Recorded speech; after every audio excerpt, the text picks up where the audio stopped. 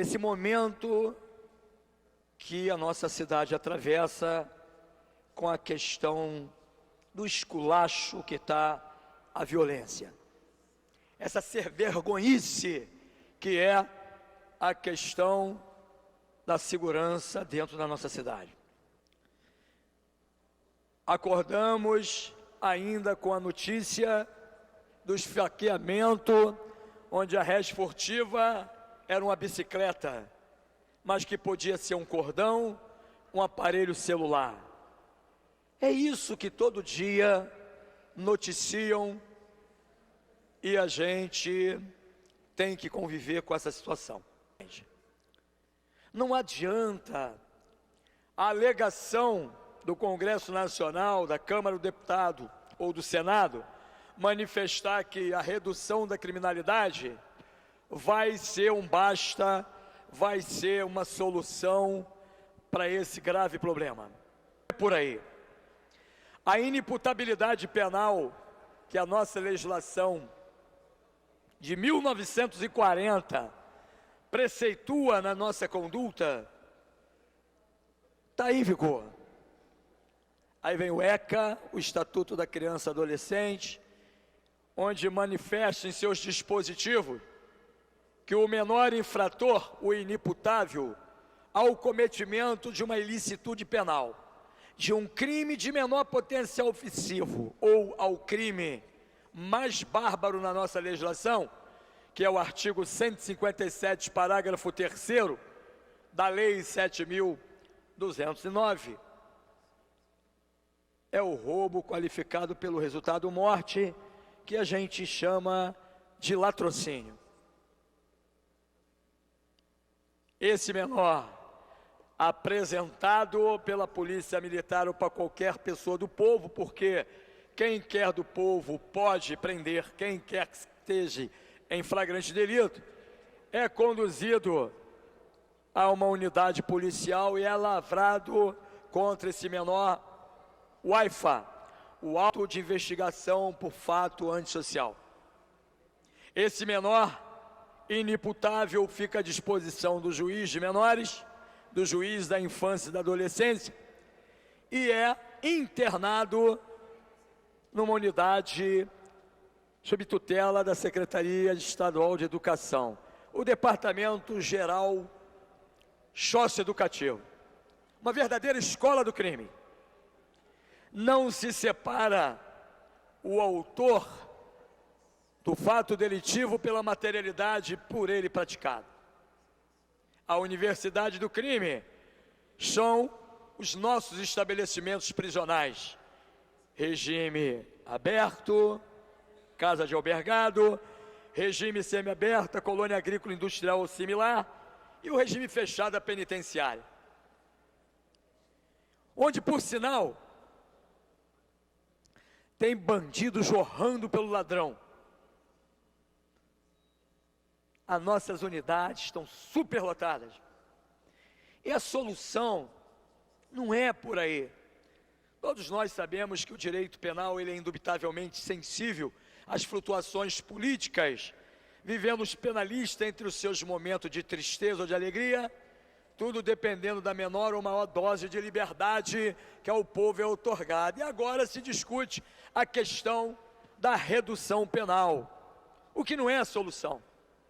O lamentável é quando o menor infrator comete uma ilicitude penal de um crime de menor potencial ofensivo a um crime hediondo, o máximo de internação que ele vai ficar recolhido é 3 anos.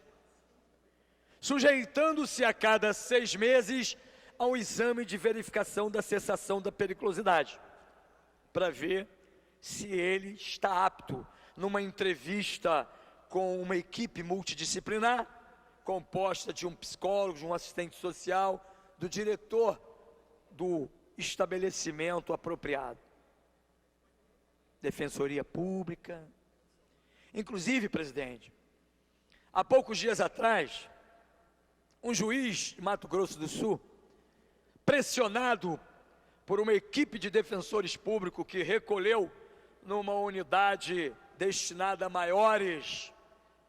menores inimputáveis porque constatado aquele magistrado, que já era a 20ª vez que aqueles 2 menores vinham reiteradamente praticando crime.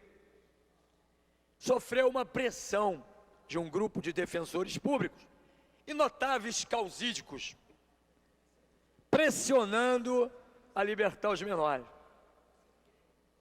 Esse juiz disse o seguinte: vamos fazer aqui uma coisa, são 2 só, vocês são 8 aí, eu vou fazer um termo de ajustamento, e vocês, entre vocês, escolhem quem quer levar ele para casa aí.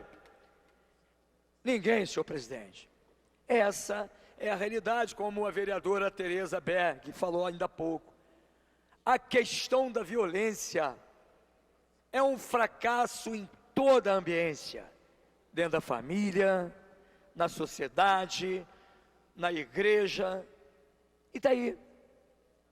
O que adianta o senhor Luiz Fernando da Costa, o senhor Fernandinho Beiramar, que não pôde ser feita a audiência por teleconferência, vir e ficar ironizando o juiz?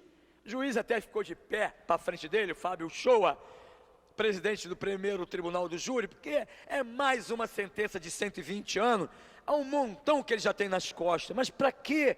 Se o artigo 75 da Lei 7.210, a Lei de Execuções Penais, diz que a pena é unificada em 30 anos.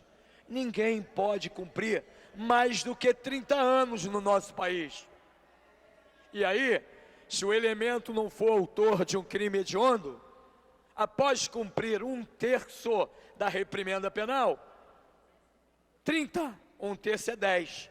Mas se ele estudar ou trabalhar na cadeia, trabalhar de grupo, ele vai ter o Instituto da Remissão da Pena, que é o resgate para cada 3 dias que ele trabalha ou 12 horas que estuda. Então esse elemento condenado a 30 anos, tendo a pena unificada, ele vai sair no livramento condicional após o cumprimento do lapso temporal de 8 anos. É a certeza da impunidade no nosso país, no nosso estado, que motiva o menor inimputável, o maior, a cometer crimes.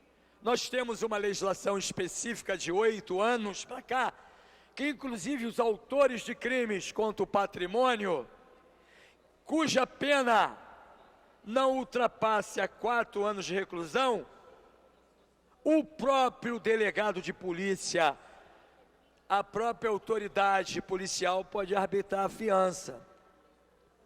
Vereador, preciso interromper a sua fala. A mesa da... O meu tempo já deve estar terminando, mas é triste.